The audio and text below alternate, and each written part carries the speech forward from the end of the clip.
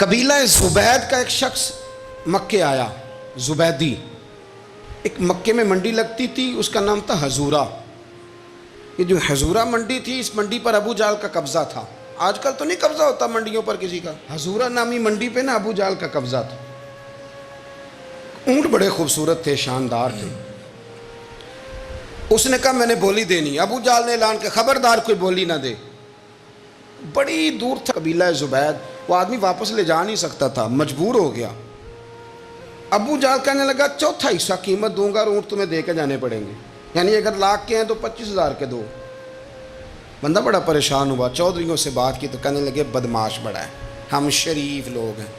شریف اور بزدل میں، بزدلی کو شرافت کا نام نہ دو، پکی بات کر رہا ہوں، شریف اور بزدل میں شریف ضرور بنو پر بزدل نہ بنو۔ جی ہم جی شریف لوگ ہیں جی، وہ کیا مطلب؟ کوئی پاس نہ آیا، وہ بیچارہ نہ کونے میں بیٹھ کے رونے لگ گیا، کہنے لگا میں کدھر جاؤں یارو، میں واپس بھی نہیں لے جا سکتا، اور چوتھے حصے میں دے کیسے جاؤں، اتنا نقصان۔ وہ رو رہا تھا تو کہیں حضرت زید بن ارقم نے سن لیا۔ آپ فرمانے لگے کیوں روتا ہے؟ کہنے لگا یار میں نے تو اہل عرب کی تعریف سنی تھی، میرے ساتھ کھڑا ہی کوئی نہیں ہوتا۔ تو آپ فرمانے لگے تو نے عربی دیکھا ہی کب ہے؟ اگر کائنات کا حسین و جمیل عربی دیکھنا ہے تو جا حرم مکہ میں بیٹھا ہے، مکھ چند بدر شاہ شانی ہے تے متھے چمک دی لاٹ نورانی، کالی زلف تے اکھ مستانی، مخمور اکھی ہیں نا مت بریاں سبحان اللہ، ما اجمل کا ما احسن کا ما اکمل، کتھے مہر علی تے کتھے تیری ثنا، مشتاق اکھی کتھے جال۔ تو نے دیکھا کب ہے؟ اگر عربی دیکھنا ہے نا تو وہ بیٹھا ہے، جا کے حرم میں ٹیک لگائے، مظلوموں کے والی، غریبوں کے ماوا، رسول رحمت، ایک سادی سی چادر اوڑے حضور بیٹھے تھے۔ وہ زبیدی کہتا میں آیا، نبی کریم کو بات سنائی، حضور فرمانے لگے این الجمل کا، او کدھر ہے تیرے اونٹ؟ عرض کی حضور وہ وہاں ہیں۔ فرمایا چل نہ۔ حضور کوئی بولی نہیں لگا رہا، کوئی خرید نہیں رہا، ابو جہل گھنٹا پڑا اس کے ڈر سے سہم گئے۔ حضور فرمانے لگے چل نہ، میں بولی لگاتا ہوں۔ اور دیکھو نرخ بازار محبت کا انوکھا ہو گیا، خود خریداروں شامل آ کے مولا ہو گیا۔ نبی کریم نے حضرت سعد بن ابی وقاص کو بلایا، حضرت عمر کو، حضرت ابو بکر کو، مدد کے لیے نہیں۔ حضور فرمانے لگے میری جیب میں پیسے تھوڑے ہیں، ظاہری طور پہ تھوڑے ہیں، ورنہ تو کائنات کے خزانوں کی کنجیاں حضور کے پاس، تھوڑے تھوڑے پیسے دو بھی بولی دینی ہے۔ سب سے پیسے لیے میں چلو بولی لگانے چلے۔ حضور آئے، اللہ اکبر، یہ میرے رسول کا طریقہ ہے، آؤ ذرا تھوڑی دیر کے لیے سوچیں۔ ابو جہل بیٹھا ہے بڑی مسند پہ، قربان جاؤں مدینے والے حبیب۔ وہ زبیدی کہتا اس کے کپڑے مہنگے تھے، حضور کے سادے تھے، اس نے بڑی پگڑی باندھی تھی، حضور کی سادی تھی۔ کہتے ہیں وہ آنکھیں اٹھا کے بات کرتا، مدینے والے نبی آنکھیں جھکا کے بات کرتے۔ وہ بولتا جاتا، حضور تھوڑے تھوڑے سادے سادے ٹھہر ٹھہر کے جملے بولتے۔ کہتے ہیں نبی کریم علیہ السلام اس کے ساتھ آ کے حضور بیٹھ گئے اور فرماتے ہیں میرے رسول کریم نے اپنا جبہ سیدھا کیا، پگڑی کو حضور نے سیدھا کیا اور فرمایا چل لگا بھائی بولی۔ ایک اس نے لفظ بولے، پھر حضرت ابو بکر نے بولی دی، پھر حضرت عمر نے دی، پھر سعد بن ابی وقاص نے دی، پھر زید بن ارقم نے دی، پھر رسول کریم نے دی۔ وہ کہتا ہے جتنے میں بیچنا چاہتا تھا نبی پاک نے ڈبل میں میرے اونٹ خریدے، ڈبل میں اونٹ خریدے میرے رسول۔ سلام اس پر کہ جس نے دشمنوں کو بھی قبائیں دی، سلام اس پر کہ جس نے گالیاں سن کر دعائیں دی۔ اور میرے اعلیٰ حضرت کہنے لگے جاؤ جا کے اعلان کر دو، غم زدوں کو رضا مجدہ دیجئے کہ ہے بے کسوں کا سہارا ہمارا، بے کسوں کا سہارا، جاؤ غم زدوں کو رضا مجدہ دیجئے کہ ہے بے کسوں کا سہارا۔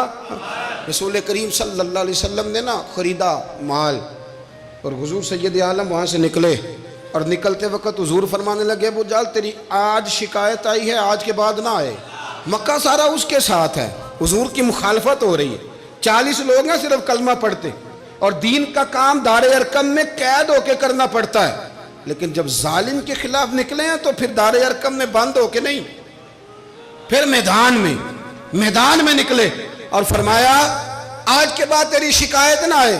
کہنے لگا جی بالکل نہیں آئے گی۔ میں آپ کو موقع نہیں دوں گا. حضور چلے گئے تو پیچھے سارے کافر اس کے گرد اکٹھے ہو گئے, کہنے لگے ہم پہ تو بڑا روب ڈالتا ہے, اب تجھے کیا ہوا, پانی پانی ہو گیا, تو کیا کون سا سانپ سونگ گیا, بولا ہی نہیں. کہنے لگا مجھے لات و منات کی قسم, جب مصطفیٰ کریم میرے پاس آئے تو ان کے ساتھ ایسی ایسی طاقتیں تھیں, نیزے تھے, برچیاں تھیں, بھالے تھے, مجھے لگتا تھا میں نے سی کی تو میرے ٹکڑے ٹکڑے کر دیں. کہنے لگے جب پاگل ہو گیا, ان کے پاس تو چھڑی بھی کوئی نہیں تھی, وہ تو خالی ہاتھ ہیں, بکواس کرتا ہے, کچھ بھی نہیں تھا. کہنے لگا مانو نہ مانو, ان کے پاس بڑا کچھ تھا. اور اگلی بات جو اس نے کی وہ تاریخ میں محفوظ ہے, وہ تاریخ میں محفوظ ہے, وہ تاریخ میں محفوظ ہے, وہ تاریخ کا حصہ ہے.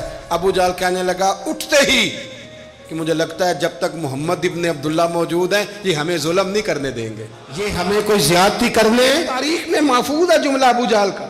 کہنے لگا جب تک یہ موجود ہے ہمیں کوئی زیادتی کرنے. حضرت فرمایا کرتے تھے زندہ نبی کے ماننے والوں زندہ بن کے زندگی گزارو.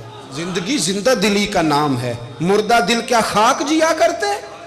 جو قومیں سر اٹھا کے جیتی ہیں وہ زندہ ہوتی ہیں. اس لیے اپنی زندگی میں حق کے خود اختیاری پیدا کریں, جینا سیکھیں, لڑنا سیکھیں, میدان میں رہنا سیکھیں.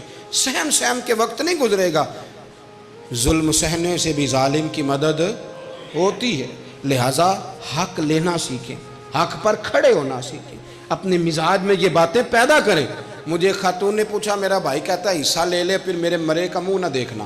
میں کہا پتر تو حصہ لائے نہ منہ ویکھی ہوتا, کوئی ضرورت نہیں, منہ ایسے ظالم کا منہ ویسے بھی نہیں دیکھنا چاہیے جو بہنوں کا حصہ کھا جائے.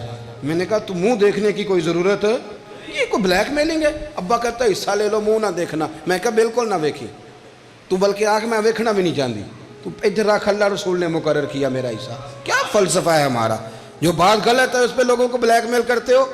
جائز بات پہ ڈٹنا سیکھو.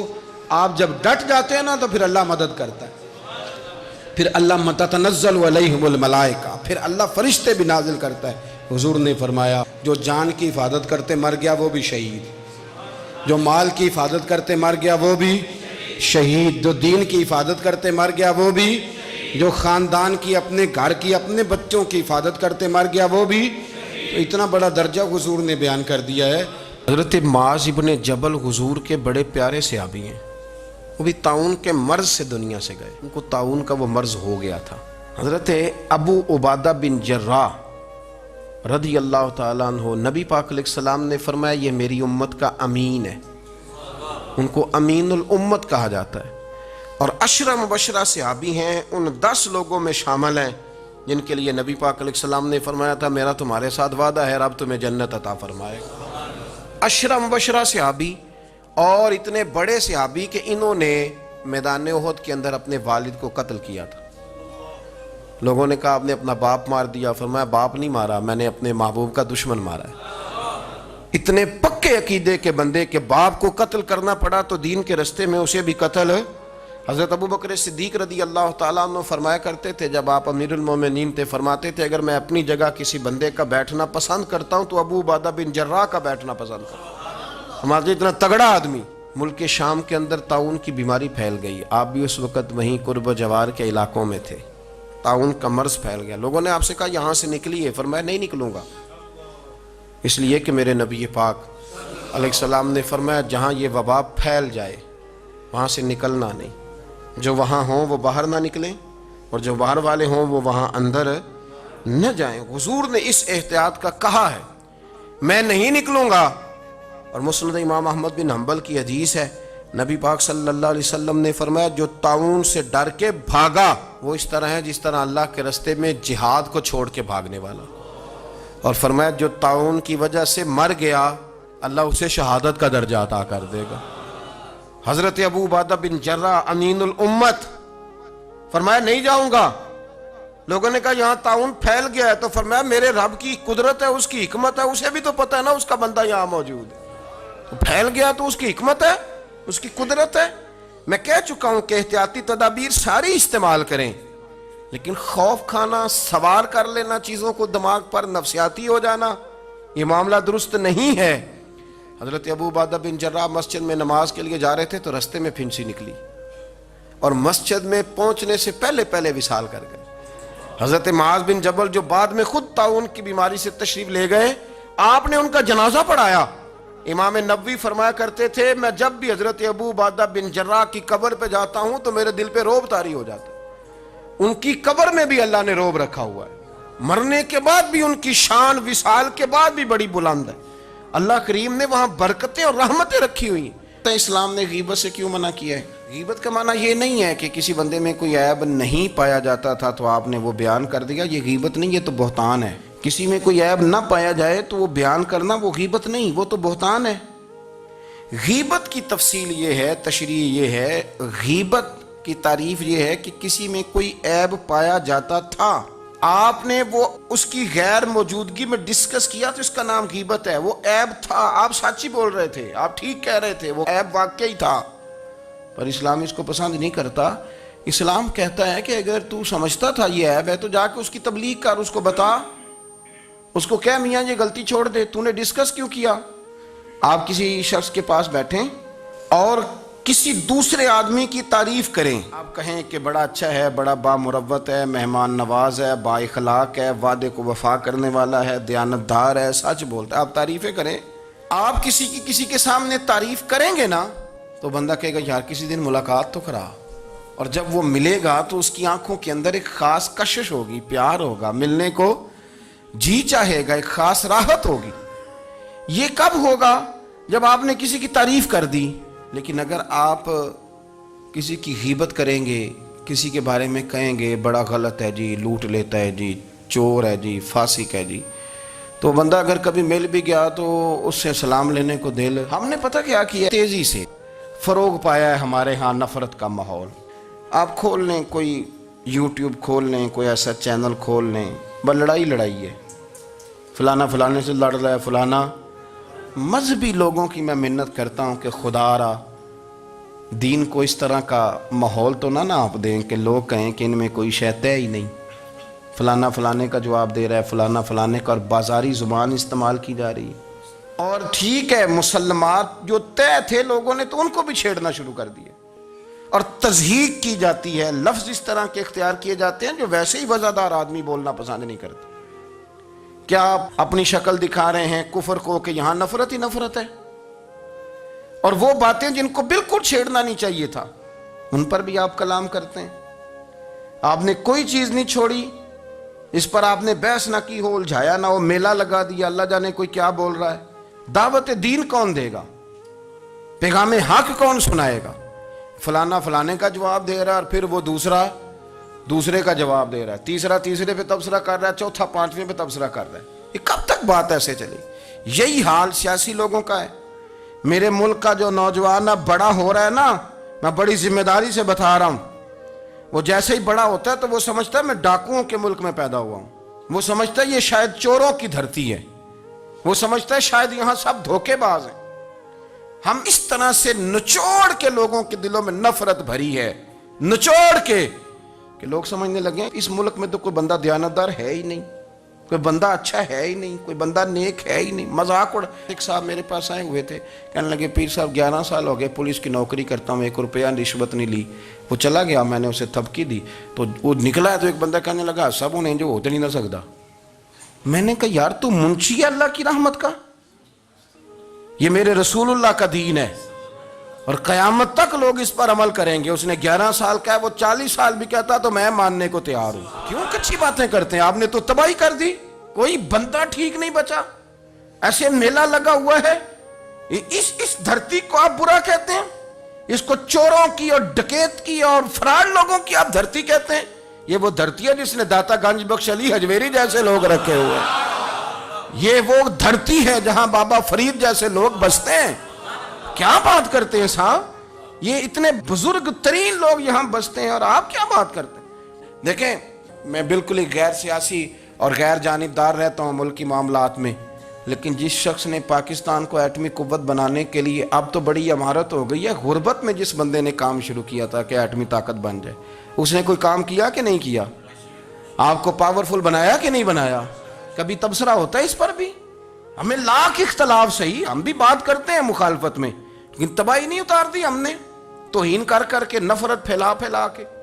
اس سے پہلے جو حکومت گئی, ایسا نہیں ہے کہ انہوں نے کوئی کام بھی ایسا نہیں جو اچھا نہ کیا ہو. ایسا نہیں ہے. میں ملک بھر میں سفر کرتا رہتا ہوں, میں دیکھتا ہوں بہت ساری جگہیں ایسی ہیں, بہت سارے دیہات ایسے ہیں جس میں بڑے بڑے شاندار روڈ بنائے گئے, کام کیا گیا. ان کی 99 خامیاں اپنی جگہ پر, خوبی کا بھی تو ذکر کریں. یہی حال اس گورنمنٹ کا ہو رہا ہے. لاٹھ لے کے لوگ ہیں, یہ بھی گندا وہ بھی گندا. یہ آپ کس طرح کی بات کر رہے ہیں؟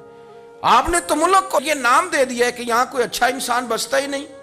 مولوی ہیں تو سارے برے ہیں, پیر ہیں تو سارے برے ہیں.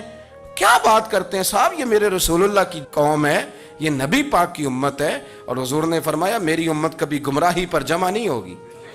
یہ نہیں ہو سکتا سارے لوگ ہی غلط ہو جائیں. لیکن ہم نے تباہی اتار دی. جس کے ہاتھ میں سپیکر آتا ہے وہ سب کی پگڑیاں اچھالنا ضروری سمجھتا ہے. جس کے ہاتھ میں قلم آتا ہے وہ کہتا ہے چونکہ میں لکھ رہا ہوں تو میں اکیلا ٹھیک ہوں, باقی سارے غلط ہیں. محبت کو فروغ دیں, پیار کریں, اخوت کا رنگ دیکھیں. حاتم طائی کی بیٹی مجرم بن کے آئی تھی, مجرم بن کے, کلمہ نہیں پڑھتی تھی, اور اس کو سامنے کھڑے کر کے میرے نبی پاک نے فرمایا تیرا باپ کلمہ نہیں پڑھتا تھا پر اس میں عادتیں اچھی پائی جاتی تھیں, اس کی صفات ٹھیک تھیں. یعنی حضور تعریف کر رہے ہیں, نبی پاک تعریف, اور ہماری زبان گونگ ہو جاتی ہے تعریف کی دفعہ. جو میری بات مان گیا وہ بندہ ٹھیک ہے, اور جس نے میری بات نہیں مانی وہ بندہ درست ہے. یہ گونگ ہو جاتا ہے ہمارا مزاج. اپنی زندگی میں اچھے الفاظ ادا کریں.